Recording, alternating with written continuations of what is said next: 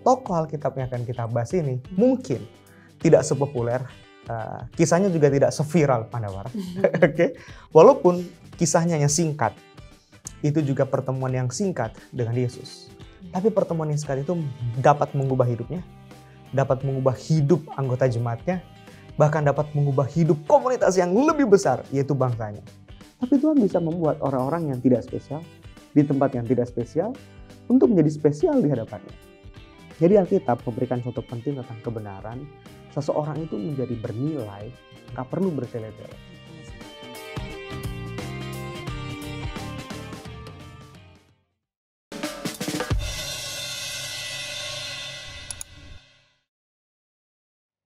Halo teman-teman semua, kembali lagi login di Facebook What's on Your Mind. Bersama dengan saya Yudirli Angela sebagai pendatang baru di sini.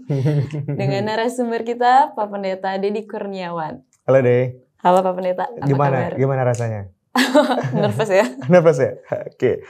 Aku baik-baik, semoga dia juga baik ya. Puji Tuhan, baik. Seperti yang tadi Deh bilang, Deh pendatang baru, teman baru, kita juga perlu undang teman-teman Facebook yang saat ini lagi login dengan kita untuk ngajak teman-temannya Deh untuk login dengan kita. Betul sekali. Untuk teman-teman yang mungkin baru bergabung di Facebook, jangan lupa untuk like, comment, and share video ini ke teman-teman yang belum tahu ya tentang Facebook Pak Pendeta. Betul sekali. Dan jangan lupa juga untuk follow atau subscribe semua social media Hope Channel, khususnya subscribe YouTube, Facebook.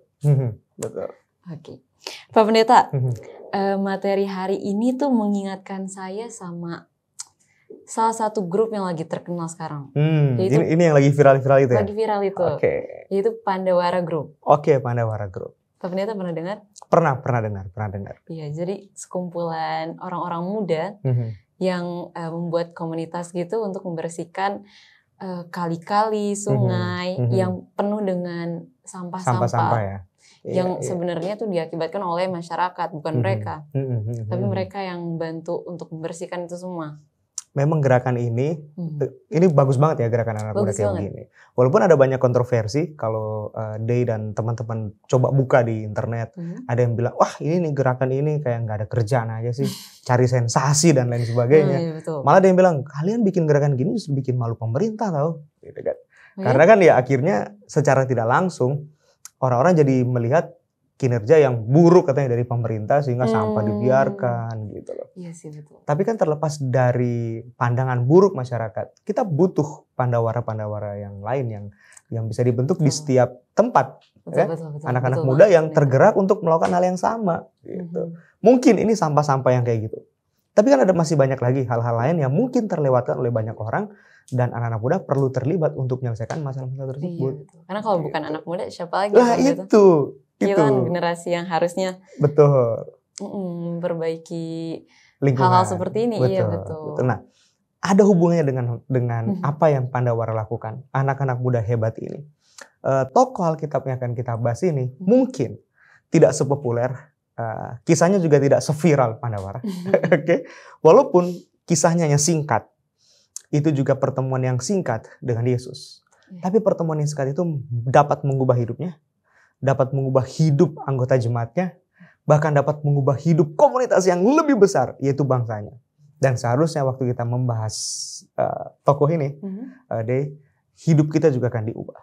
Kita jadi akan terinspirasi dan tertrigger, seperti banyak anak-anak muda yang ke-trigger sama aksi dari Pandawara. Amin. Semoga seperti itu ya Pak Pendeta. Betul sekali. Karena mungkin banyak orang yang pengen melakukannya, tapi enggan melakukan apa yang contoh teman-teman kita Pandawara ya. Mungkin kalau kita lihat gitu, satu gengsi, kedua kotor. Iya betul. Iya kan? Yang berikutnya kayak yang nggak ada kerjaan lain sih. Masih banyak yang gue mau bisa lakukan ketimbang itu gitu. Yang berikutnya apa untungnya buat gue? Benefitnya apa ya? Karena apa untungnya? Orang muda sekarang lebih mikir ke benefit dan profit ya. Betul. Terus kalau itu nggak bisa bikin gue terlihat wow, ngapain? Kalau cuma sekedar sensasi, oke lah ya mungkin ya. Oke lah ya. Tapi kalau sekedar sensasi, mungkin kegiatan itu akan konsisten dilakukan sama teman-teman Pandawara. Sampai-sampai mereka punya komunitas yang besar di setiap kota-kota. Gitu. Semakin besar komunitasnya. Betul. Oke. Jadi udah siap untuk bahas tokoh kali Udah ini? siap banget. Jangan lupa kita harus ajak teman-teman untuk siap-siap juga. Supaya mereka menikmati setiap bahasan yang akan kita bahas pada episode kali ini tentang seseorang pria yang kurang terkenal. Datang dari tempat yang tidak terkenal, Betul. tapi hidupnya diubah dengan Yesus pada pertemuan yang indah hari itu. Cuma sekali pertemuan ya. Betul. Kira-kira siapa orangnya teman-teman? Kita bisa langsung masuk ke materi. Jangan kemana-mana setelah yang berikut ini.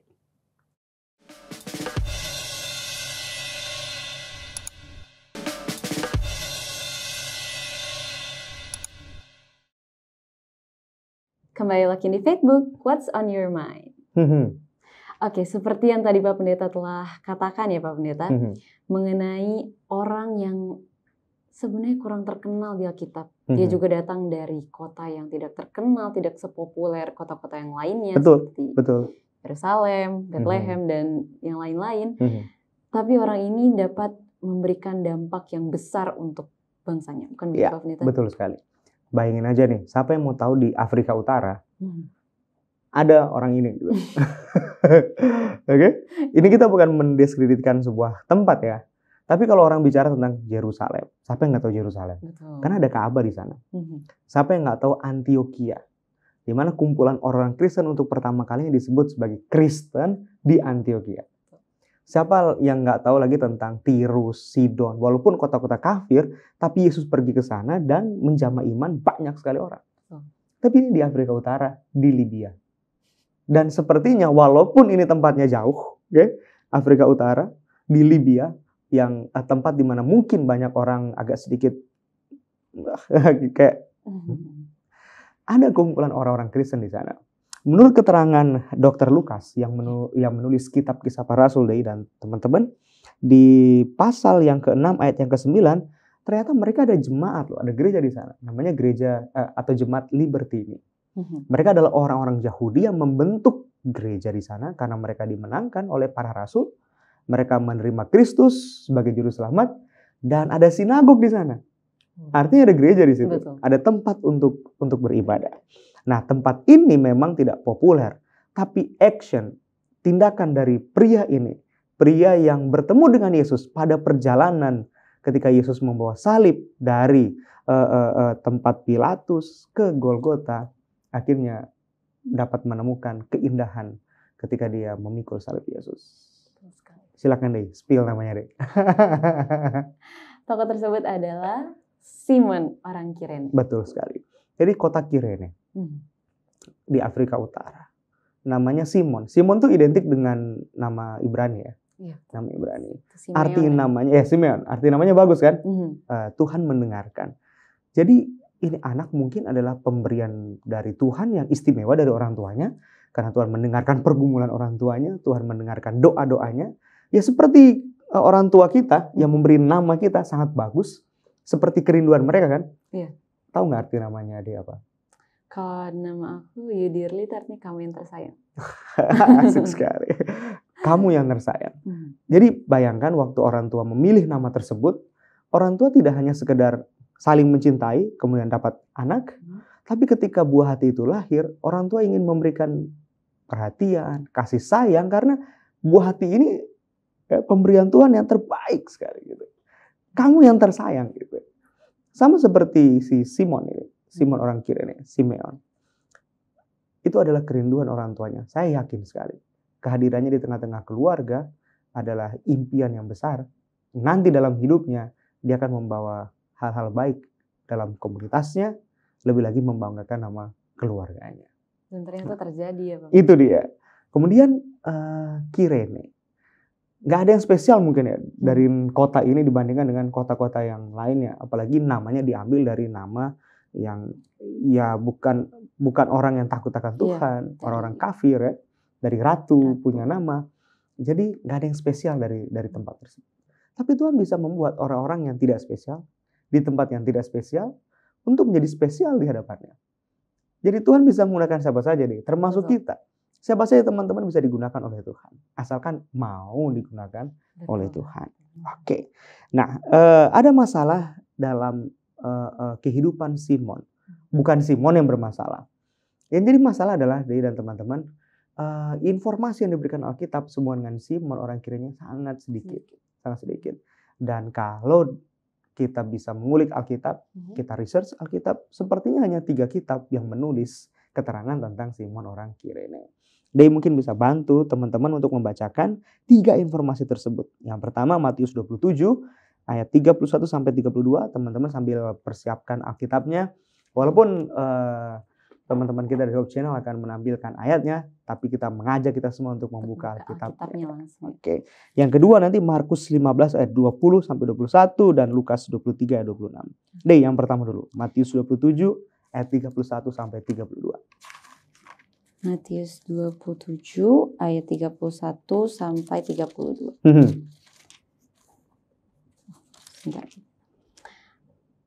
Ayat 31. Sesudah mengolok-olokkan dia, mereka menanggalkan jubah itu daripadanya dan mengenakan pula pakaiannya kepadanya. Kemudian mereka membawa dia keluar untuk disalibkan. Ayat 32. Ketika mereka berjalan keluar kota, mereka berjumpa dengan seorang dari Kirene yang bernama Simon. Orang itu mereka paksa untuk memikul salib Yesus. Nah, sekarang Markus 15 ayat 21 aku yang baca. Nanti Dei siap untuk di Lukas 23 ya, ayat 26. Yang Dei baca tadi di Matius nggak jauh beda dari apa yang Markus tulis di pasal yang ke-15. Sesudah mengolok-olokkan dia, mereka meninggalkan jubah ungu itu daripadanya dan mengenakan pula pakaiannya kepadanya. Kemudian Yesus dibawa keluar untuk disalibkan. Pada waktu itu seorang lewat yang bernama Simon, orang Kirene, ayah Alexander dan Rufus, yang baru datang dari luar kota. Dan orang itu mereka paksa untuk memikul salib Yesus. Itu informasi yang kedua. Sekarang informasi yang ketiga, silakan Dei. Lukas 23 ayat 26. Ketika mereka membawa Yesus, mereka menahan seorang yang bernama Simon dari Kirene, yang baru datang dari luar kota, lalu diletakkan salib itu di atas bahunya, supaya dipikulnya sambil mengikuti Yesus. Oke, 3 ayat ini banyak menjadi tantangan ya apabila kita mau bikin sebuah narasi cerita, khotbah atau renungan. Kan sebenarnya 3 ayat ini mungkin nggak cukup untuk renungan singkat yang mungkin 10 menit gitu. Apa yang mau diambil ya dari 3 informasi ini, dan kita dapat mendalami kisah hidup dari Simon orang Kirene. Tapi sepertinya Alkitab suka sekali dengan konsep yang sama. Walaupun sedikit informasinya, tapi sedikit informasi itu cukup untuk membuat kita mengerti ada makna yang besar dan hebat dari yang Alkitab coba mau sampaikan sama kita. Seperti misalnya kisah dari Daud, pengalaman imannya semasa hidupnya. Ketika dia mengenal bagaimana kasih Tuhan, dia menjalani perjalanan yang berat dan hebat, tapi dia menang terus karena pemeliharaan Tuhan. Mazmur 23 dia tulis, Tuhan adalah gembalaku. Hanya berapa kata itu? Hanya sedikit kata-kata dari Mazmur 23. Tapi sedikit pun itu dapat dapat mengungkapkan banyaknya pengalaman iman yang dialami oleh Daud. Yang akhirnya kita pakai juga sekarang. Betul kan? Siapa yang nggak tahu Mazmur 23? Iya. Kayaknya anak-anak kecil pun suka menghafal Mazmur 23 kan? Atau kisah penciptaan Dei. Berapa pasal? Cuma 2 pasal. 2 pasal. Di Alkitab. Padahal bayangin. Penciptaan tuh ngebayanginnya aja. Bener banget kan? Istimewa banget ya Pak. Bener kan? Makanya banyak orang kemudian yang menjadikan pasal 1 dan pasal 2 dari kitab Kejadian yang menulis tentang penciptaan jadi banyak kontroversi kan? Iya betul. Wah, bagaimana dengan ini? Ya begitulah cara Musa menulis. Singkat, padat, jelas. Dan 2 pasal itu bagi Musa sudah cukup untuk menyatakan kehebatan Tuhan ketika menciptakan langit dan bumi. Terutama isi dunia juga. Bagaimana dengan doa yang penting? Doa yang merupakan nafas hidup orang Kristen. Waktu mereka tanya, Yesus, ajar kami berdoa. Mungkin ya, kalau kita, mungkin Yesus akan ajarkan doa makan yang benar itu kayak gimana. Kalau mau tidur kayak gimana, kalau mau ini gimana. Apalagi sekarang ada formula kan doa ACST tuh. Ada adoration, ada confession, ada supplication, ada thanksgiving. Sepertinya harus terpola dan tersusun rapi. Yesus memberikan formula doa yang simple. Tapi udah merangkum Iya kan? semuanya ya. Dan rasanya setiap kali kita doa syafaat di gereja atau di kumpulan manapun, kalau mendoakan sesuatu dan ditutup dengan doa Bapa kami, rasanya hati kayak plong. Kayak, Tenang. Kayak lega iya kan? gitu. Sedikit loh itu. Hanya sedikit. Tapi begitulah cara Alkitab mengungkapkan sesuatu hal yang besar di balik kata-kata yang hanya singkat. Betul. Jadi tindakan yang dibuat sama Simon mungkin hanya 3 ayat. Dia pikul salib Yesus. Tapi impact yang dibuat sama Simon besar sekali loh. Betul. Dan kita akan bahas Lebih lanjut. pada episode kali ini. Oke. Jadi Alkitab memberikan contoh penting tentang kebenaran. Seseorang itu menjadi bernilai, nggak perlu bertele-tele. Betul sekali. Sesimpel Alkitab menjelaskan tentang kisah Simon. Dia datang dari Kirene, tempat yang jauh, yang nggak populer, tapi tindakannya hebat, mau pikul salib Yesus. Bahkan di cerita itu kita tidak dapati nama Petrus. Tahu Petrus kan? Petrus yang bilang, "Guru, langit dan bumi ini boleh berlalu, tapi aku tidak akan pernah meninggalkan kamu." Di mana Petrus hari itu? Cuma nonton aja ya. Bagaimana dengan Yohanes dan Yakobus yang punya boarding pass atau apa ini? Barcode untuk ketemu dengan Yesus harus lewat gue, kartu akses ya. Enak aja lu mau ketemu sama Yesus, lewatin dulu kita. Mereka berdua pernah request sama Yesus deh dan teman-teman. Ada satu kampung yang tolak mereka. Mereka bilang, "Guru, bagaimana kita berdoa? Kita kirim api dari langit, bakar semua orang-orang ini." Saking fanatiknya mereka untuk dekat dengan Yesus dan bertemu dengan Yesus, sehingga mereka merasa mereka yang berhak untuk close to Jesus. Gitu. Jadi kalau ada orang yang paling dekat dengan Yesus, hanya mereka bertiga, Petrus, Yakobus, dan Yohanes. Tapi di mana mereka hari itu ketika Yesus memikul salib? Di mana murid-murid lainnya yang sepertinya mereka merasa mereka punya peranan besar dalam bagian kumpulan murid-murid Yesus itu? Mungkin kalau pada zaman itu mereka merasa jabatannya tinggi, makanya mereka Oke, kita akan cari tahu ya deh. Okay. Hari itu hari Paskah. Jadi Yerusalem sudah pasti dipenuhi dengan orang banyak. Tambah banyak lagi ketika berita tentang Yesus tersebar. Yesus yang populer, Yesus yang bikin sembuh orang buta, orang yang timpang berjalan lagi, dia bikin mujizat yang gak mungkin dapat dilakukan oleh orang manapun. Hebatnya lagi, di Betania ada orang yang mati dibangkitkan. Apa gak gila nih berita ini? Apa gak wow gitu?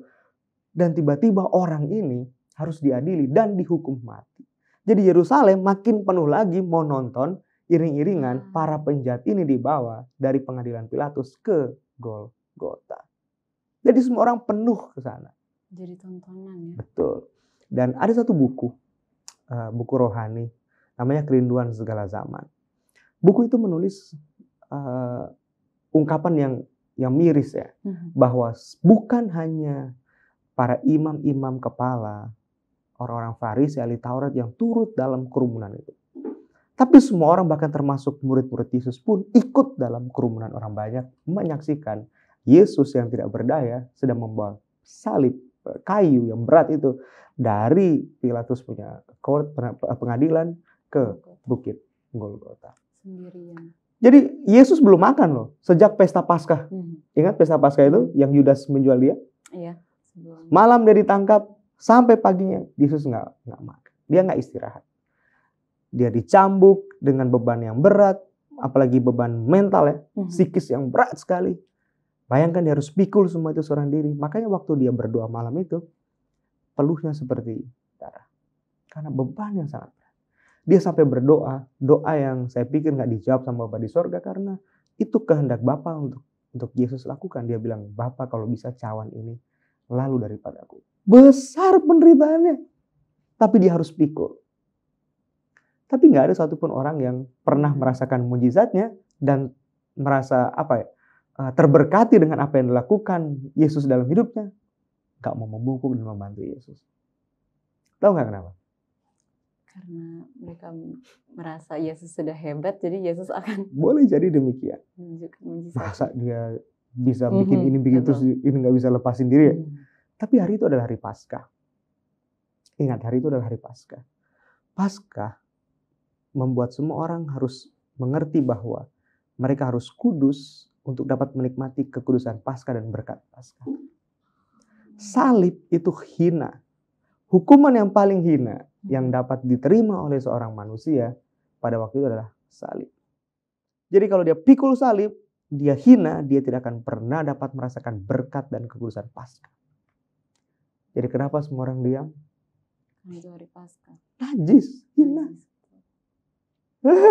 Miris Najis, ya, hina. pendeta. Tapi berapa banyak sih dari antara kita yang sering sekali mengalami hal yang sama dalam hidup kita?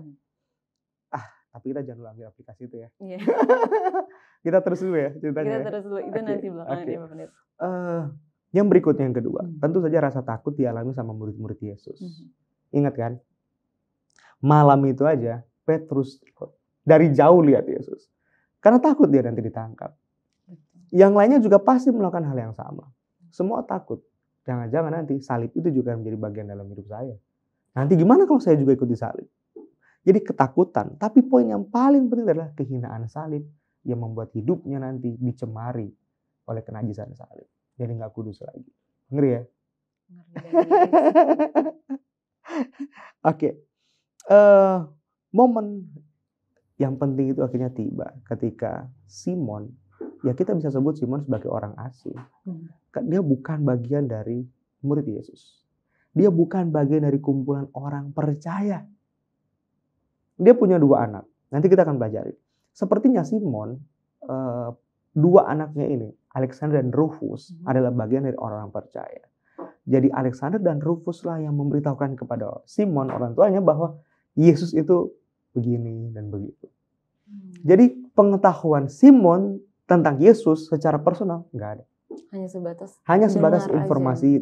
Seperti apa sih Yesus itu? Jadi hari itu Simon pantas disebut sebagai orang asing yang nggak tahu apa-apa. Jadi kalau kita jadi Simon ya, kita jadi Simon kayak, Simon, ngapain kamu ada di situ Simon? Mungkin Simon akan bilang, saya datang sini karena pesta Paskah.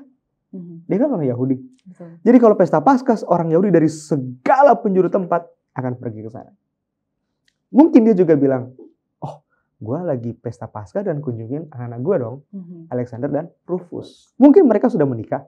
Mau lihat cucunya mungkin. Kalaupun belum menikah ya mau pastiin udah dapat jodoh atau belum gitu kan. Oke. Kalaupun gue tahu tentang Yesus, tapi Yesus yang gue tahu sebatas pengetahuan tentang oh dia itu pernah melakukan banyak mukjizat dan sebagaimana yang selalu diperkenalkan sama orang-orang tentang Yesus. Jadi kalaupun saya ada di kumpulan orang banyak hari ini melihat Yesus, sepertinya hanya rasa iba yang mengikat hubungan saya dan Yesus. Rasa kasihan.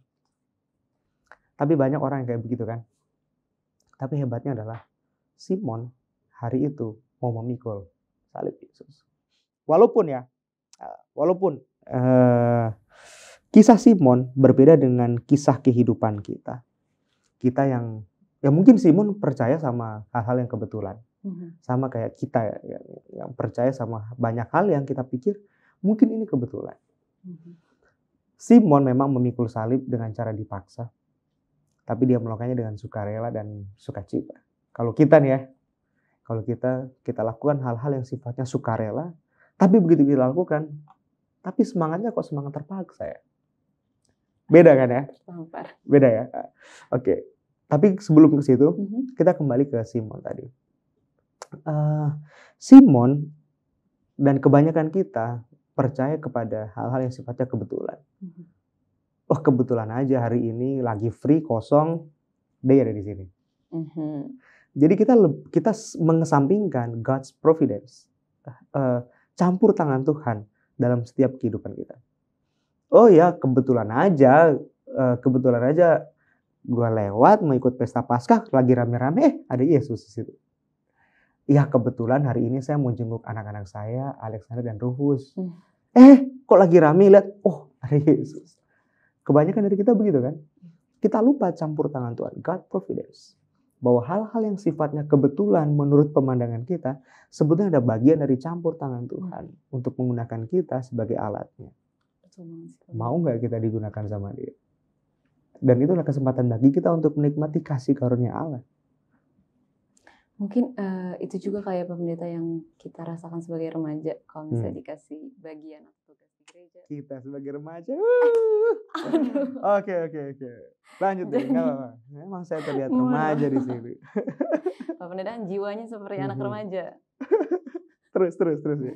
Iya, kita sebagai remaja yang kayak dikasih tugas, dikasih itu. Kesannya kayak, contoh aja lah aku saat ini. Kesannya tuh kayak, oh lagi kosong. Tapi sebenarnya mungkin aja dari sini aku jadi tahu banyak. Kayak contohnya sekarang aku jadi tahu banyak pelajaran mengenai Simon orang Kirene yang aku jujur aja kurang tertarik sebenarnya. Tapi pas dipelajari secara dalam, wah ternyata menarik banget ya Pak Pendeta. Banyak orang berpikir begitu ya, apalagi mereka yang lahir, bertumbuh besar jadi dewasa di dalam satu gereja. Jadi mereka nggak menemukan identitas mereka sebagai bagian yang penting dalam pertumbuhan gereja, keluarga, apalagi pertumbuhan iman secara personal. Gereja ini ternyata keluarga gue semua ya. Jadi nggak ada alasan bagi dia untuk mengerti bahwa dia terlibat, dia jadi bagian dalam komunitas gereja adalah God's providence. Jadi dia tidak merasa memiliki atau dia merasa terlibat karena dia tahu, bokap nyokap gue Kristen, gue lahir Kristen, gue besar, tumbuh besar di sini. Ya udah, ya kebetulan aja karena mereka Kristen, gue Kristen. Semua serba kebetulan, padahal sebenarnya di balik itu. Oke. Baik Pak Pendeta, ini materinya menarik banget ya. Oke. Tapi kita harus berhenti sejenak. Jadi siap. jangan kemana-mana, kita akan lanjutkan tetap di Facebook.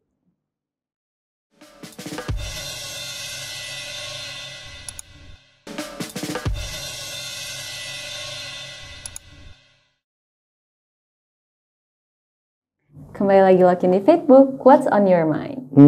Oke. Kita mau melanjutkan materi yang tadi ya Pak Pendeta. Ya. Tapi sebelumnya aku ada pertanyaan. Oke. Seputar pelayanan juga. Tapi jangan susah-susah ya? Iya, enggak susah-susah kok Pak Pendeta. Oke.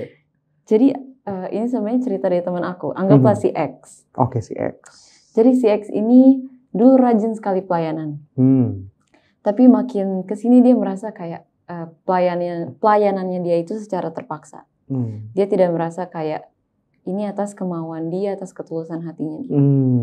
Akhirnya saat ini dia jadi berhenti pelayanan karena dia merasa kayaknya tunggu dulu sampai ada kemauan lagi dalam hatinya. Untuk melayani lagi. Oke. Menurut Pak Pendeta itu bagaimana? Sepertinya bukan cocokologi ya, tapi kisah ini mungkin bisa membantu teman kita si X, mungkin dia nonton nih. Sepertinya kisah itu mewakili banyak dari antara kita anak-anak muda yang melakukan sesuatu karena terpaksa, apalagi dalam pelayanan. Ingat 3 ayat yang tadi kita baca? 3 ayat yang tadi kita baca di Matius 27, Markus 15 dan Lukas 23. 2 kali dari kata paksa ditulis oleh Matius dan Markus. Orang itu dalam hal ini Simon, mereka paksa, oke? Orang itu mereka paksa 2 kali. Setelah dipaksa, Lukas sebut setelah dipaksa diletakkan salib itu. Jadi Simon seperti nggak ada pilihan, dia nggak berdaya. Kata paksaan menurut research Facebook, itu datang dari kata angareo. Ini adalah istilah militer atau kerajaan untuk memaksa seseorang yang nggak mau untuk melakukan sesuatu, tapi akhirnya jadi mau karena nggak ada pilihan sebab perintah itu datangnya dari otoritas kerajaan atau raja. Ya karena ini militer yang memaksa dia dan kata angareo yang keluar, jadi mau nggak mau Simon menerima tugas tanggung jawab itu. Dipaksa. Jadi dengan cara terpaksa Simon membungkuk dan memikul salib Yesus. Tapi kan itu yang sering kita alami dalam hidup ini kan? Ya nggak? Betul banget. Simon mungkin bisa klaim kayak, sorry, saya orang asing. Saya memang Yahudi, tapi saya datang dari Afrika. Bukan untuk ini. Bukan untuk ini saya datang. Apalagi orang Afrika banyak didiskriminasi sama semua orang. Dan menurut beberapa komentator Alkitab, sepertinya Simon orang Kirene ini mungkin kulitnya hitam kayak saya. Jadi zaman itu mungkin klasifikasi itu masih model-model kayak begitu. Betul. Dan mungkin saja dia bilang, saya bukan bagian dari murid-murid Yesus. Kenapa nggak panggil orang-orang yang dekat dengan Yesus itu yang harus membungkuk dan memikul salib? Kenapa harus saya? Tapi entah kenapa Simon, ya karena tadi paksaan, akhirnya dia harus memukul dan memikul salib Yesus. Dalam cerita ini seperti tadi yang aku bilang tadi, ada hal yang berbeda dari kehidupan Simon dan kehidupan kita. Simon dipaksa untuk pikul salib Yesus, tapi dia angkat dengan sukacita. Kita melakukan tugas tanggung jawab pelayanan dengan sukarela, tapi begitu kita lakukan sepertinya terpaksa. Kenapa harus saya? Kenapa tugas tanggung jawab yang harusnya dapat dilakukan oleh seorang ketua jemaat harus saya yang lakukan? Loh, itu kan tugasnya Pak Diakon. Itu kan tugasnya Ibu Diakones. Kenapa harus saya? Gitu. Loh, itu kan ketua PA punya urusan. Ngapain sih gitu? Menggembalakan jemaat itu urusannya pendeta. Ngapain saya harus peduli sama kehidupan anggota-anggota jemaat di jemaat saya? Cukup itu pendeta yang lakukan. Kita selalu membatasi seolah-olah ini yang punya gua, itu punya mereka. Jadi udahlah masing-masing kita lakukan apa yang jadi tugas kita. Apalagi soal pelayanan. Sorry pendeta, saya kan hanya tamu di sini, gitu ya. Saya hanya transit di sini. Kalau pendeta mau minta saya terlibat, aduh cukuplah dengar-dengar aja pendeta. Sering banget ini. Iya kan? Oh, tapi itu kan yang sering terjadi dalam hidup kita. Gitu. Gimana Simon coba mau klaim? Sama kan? Prajurit, sorry, gue cuma lewat di sini. Gue kan mau ikut Paskah ini, bukan tugas gue ini. Sama kayak kita yang selalu klaim kayak gitu kan?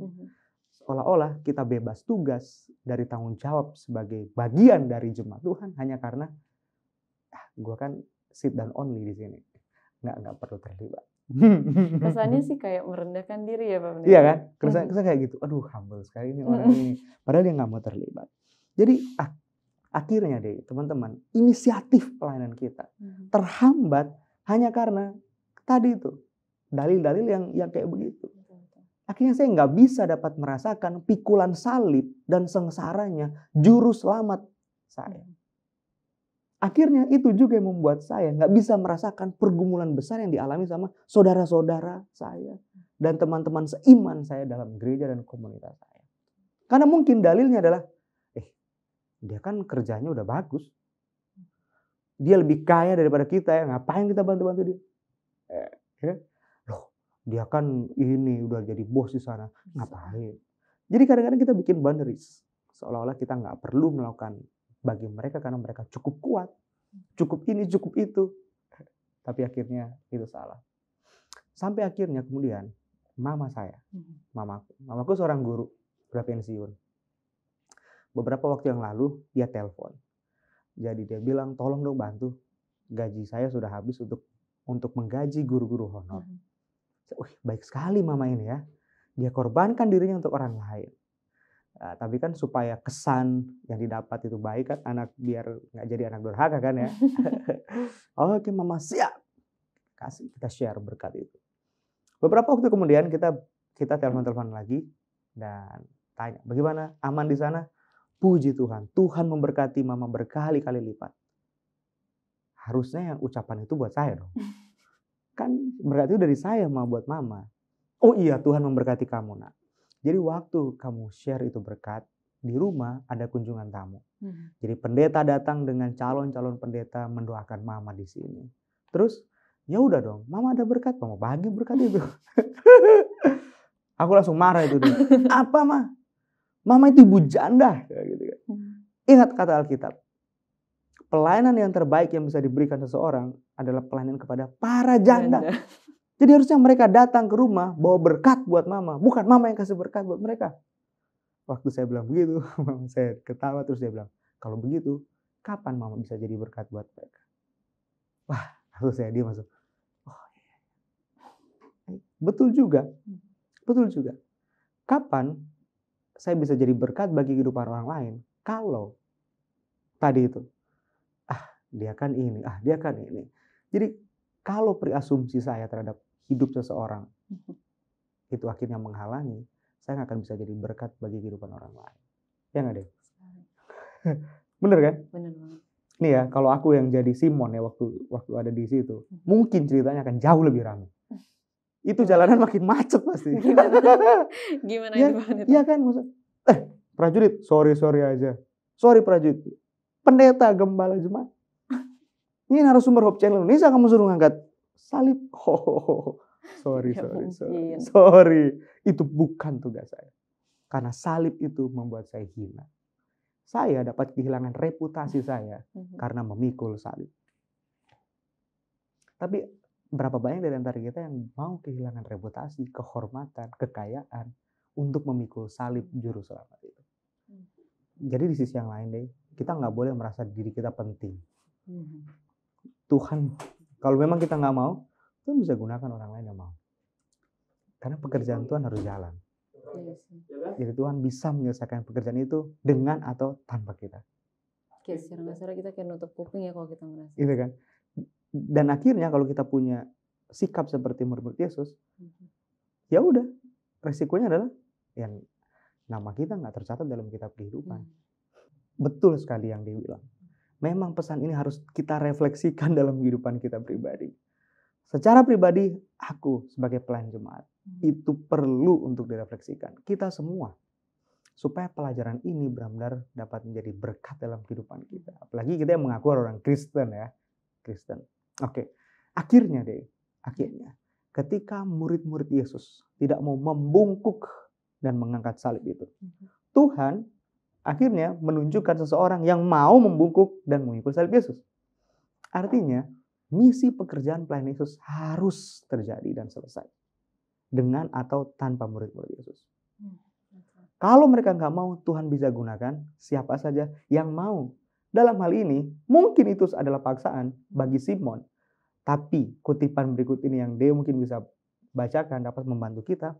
Apakah benar sesuatu yang dipaksa kemudian menjadi terpaksa bagi Simon?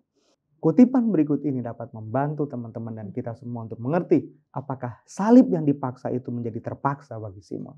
Boleh dibaca deh. Kutipan berikut ini dari buku Kerinduan Segala Zaman pasal 78 paragraf yang ke-7. Menanggung salib ke Golgota merupakan suatu berkat bagi Simon. Dan sejak berkat, waktu ya? itu, iya. Dan sejak waktu itu ia berterima kasih karena bimbingan ilahi ini. Hal itu menuntun dia untuk menanggung salib Kristus atas pilihannya sendiri dan senantiasa berdiri dengan gembira di bawah bebannya. Haleluya. Mungkin dia bisa mengelak. Mungkin aja. Tapi kutipan itu bilang dia menanggung beban salib karena pilihannya sendiri. Artinya pilihannya untuk ada di bawah perintah itu dia lakukan dengan gembira dan sukacita. Apakah itu beban? Apakah dia pernah menyesal? Mungkin kalau dia menolak itu udah dimasuk dalam Alkitab kali ya Pak. Namanya nggak akan ada di situ. Namanya nggak ada di situ. Betul. Ya nggak? Jadi ini penting sekali. Mungkin ya banyak orang yang pengen mengikuti jejak kaki Yesus dalam pelayanannya sehingga ikut tour Holy Land, tau gak sih? Aku pengen banget tuh. Istriku cuma senyum aja kalau aku bilang pengen banget nih ya tour ke mana gitu, lihat yang Yesus lihat gitu di sana gitu, yang dialami secara langsung. Tapi kemudian seseorang mengirim aku satu kutipan yang bagus sekali. Kutipan itu dari buku yang sama. Di halaman 278, ini versi online-nya aku baca di paragraf yang ketiga deh. Kita nggak perlu lagi pergi ke Nazaret katanya. Atau ke Kapernaum, ke Betania. Supaya kita bisa berjalan pada langkah-langkah Yesus. Kita akan menemukan jejak kakinya. Di mana deh? Di sisi tempat tidur orang sakit. Di pondok-pondok orang miskin. Di lorong-lorong kota besar yang padat penghuninya. Serta pada setiap tempat di mana terdapat hati manusia yang memerlukan penghiburan. Nggak perlu jauh-jauh buang duit ke sana. Ya kalau ada berkat, why not? Gitu. Tapi kita bisa spend semua berkat-berkat yang Tuhan berikan sama kita untuk mereka yang memerlukan. Dengan cara memikul salib mereka. Sama seperti Simon memikul salib dari Yesus. Markus 15 ayat 21. Mungkin ini jadi ayat yang terakhir yang akan kita baca. Boleh dibaca? Markus 15 ayat 21. Pada waktu itu lewat seorang yang bernama Simon orang Kirene, ayah Alexander dan Rufus, yang baru datang dari luar kota, dan orang itu mereka paksa untuk memikul salib Yesus. Kalau kita sandingkan ayat ini dengan Roma 16 ayat 13, apa yang ditulis oleh Paulus kepada jemaat Roma, dia bilang salam kepada Rufus. Aku cari-cari nggak ada kata Rufus yang lain selain yang tadi ditulis sama Markus. Markus yang menulis kitab Markus, Yohanes Markus, dan Paulus yang menulis kitab Roma, adalah dua orang yang sama-sama dalam pekerjaan Tuhan ketika memulaikan perjalanan kekristenan waktu itu. Jadi aku mikirnya mereka sedang membicarakan orang yang sama. Rufus yang sama, anak dari Bapak Simon. Dia bilang salam ya sama Rufus. Lebih lagi salam buat ibunya yang seperti juga adalah ibuku. Hebat sekali sih ibu Rufus ini. Masa si Mama Rufus, mamanya si Rufus gitu. Sedekat itu ya. Sedekat itu. Dan sebesar itu impact yang dibuat sama mamanya Rufus untuk kehidupan Rasul Paulus. Jadi yang punya peranan besar ternyata bukan cuma Om Simon. Tapi si tante juga punya peranan besar. Baik si Bapak Simon dan istrinya, mereka punya peranan besar dalam kehidupan kekristenan jemaat yang mula-mula pada waktu itu. Walaupun mereka tinggal di tempat yang tidak sepopuler seperti tempat-tempat yang dikunjungi para rasul dan sejarah kekristenan. Ini pesan yang penting bagi semua orang tua yang lagi nonton nih acara ini. Banyak orang tua yang mewariskan harta yang berlimpah sama anak-anaknya. Itu penting. Tapi yang paling penting adalah warisan iman dan teladan kesetiaan yang dapat diwariskan oleh orang tua kepada anak-anak. Sehingga anak-anak nanti akan mengingat bahwa orang tuanya adalah orang tua yang hebat. Bukan hebat karena punya banyak duit, bukan. Tapi hebat karena mereka adalah orang-orang yang mengikut Yesus sejati dan sanggup memikul salib Yesus. Betul. Sehingga Rufus dan Alexander akan ingat, bokap dan nyokap itu adalah orang Kristen yang hebat. Kehebatan mereka dapat ditunjukkan dengan kerendahan hati mereka memikul salib Yesus dan sesamanya. Puji Tuhan. Baiklah Pak Pendeta, karena waktunya juga sudah habis. Betul, udah habis waktu kita. Kita akan langsung ke kesimpulan. Oke. Yang akan kita dengarkan setelah yang satu ini.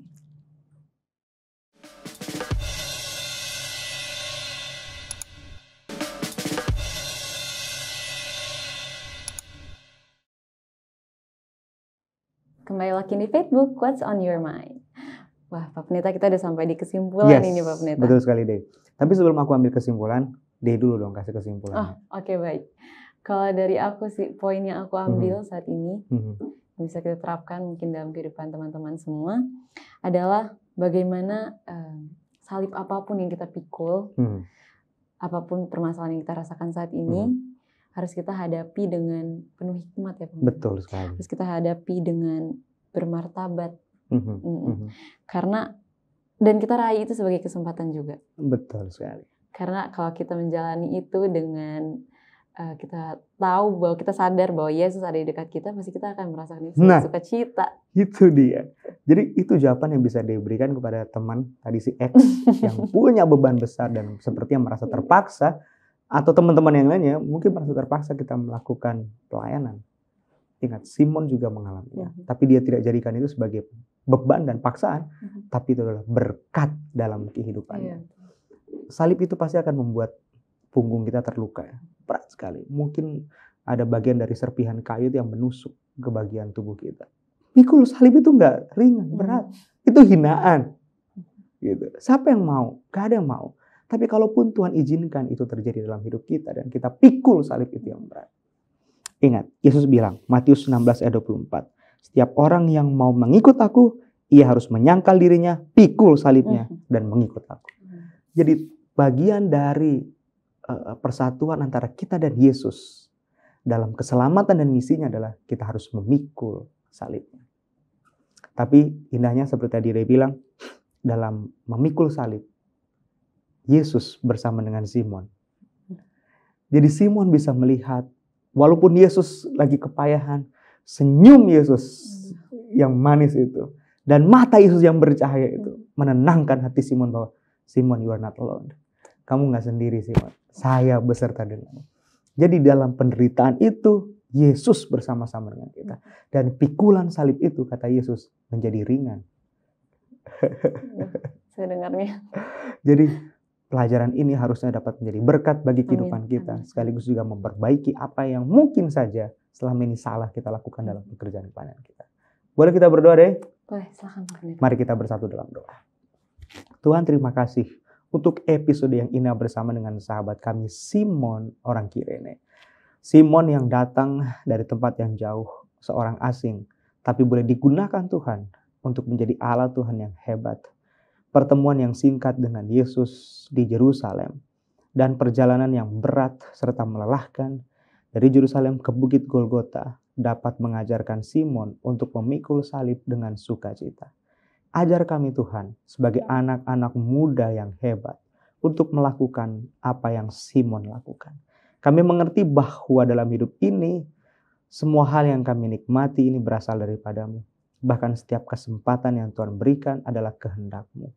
Itu adalah kesempatan bagi kami untuk menikmati kasih karunia Tuhan dan pembentukan karakter ketika Tuhan boleh izinkan kami terlibat dalam pekerjaan Tuhan. Mungkin saja itu seperti paksaan. Kami dipaksa untuk terlibat.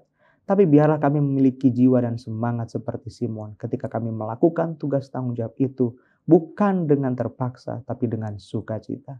Maka salib itu akan justru membawa berkat dan membebaskan kami dari belenggu dosa.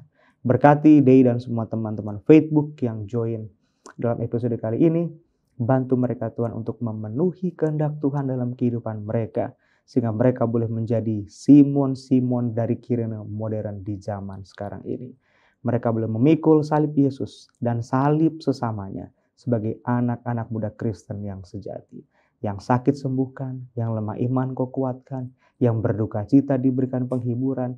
Mereka sedang mencari kebenaran, pertemukan mereka dengan kebenaran, karena Roh Kudus akan memberikan petunjuk mereka, sehingga mereka boleh bertemu dengan Yesus yang adalah kebenaran sejati. Dengar doa kami ini, pertemukan kami kembali di episode selanjutnya. Dalam nama Yesus kami berdoa. Amin. Baiklah. Terima kasih banyak Pak Pendeta Thank you, untuk Dei. hari ini. Thank you. Bagi teman-teman di rumah juga yang mau request untuk pembahasan-pembahasan Betul berikutnya, sekali. bisa langsung komen di bawah Betul. atau langsung DM ke Hope Channel Indonesia ya Pak Pendeta. Seperti Simon Kirene ini adalah request dari teman-teman kita di rumah. Oh, okay. Tolong dong bahas Simon Kirene, jadi kita sudah bahas. Gitu. Iya. Dan jangan lupa, sekali kita mau ingatkan, jangan lupa untuk like, comment, dan share video ini ke teman-teman semua. Dan jangan lupa juga untuk subscribe. Betul sekali. Dan follow semua social media Hope Channel Indonesia, khususnya YouTube channel Facebook. Kita juga terima kasih sama teman-teman di Alor yang udah kasih kita bagus sekali yang bagus ya. Kita belum kenalin dari tadi ya. Terima kasih teman-teman. Dan yang lain juga mau mendukung Hope Channel Indonesia bisa menjadi Angel of Hope. Dan jangan lupa untuk follow Hope Channel Indonesia, televisi yang mengubah kehidupan Anda. Sampai ketemu lagi deh. Sampai ketemu lagi Pak Teman-teman semua, Tuhan memberkati.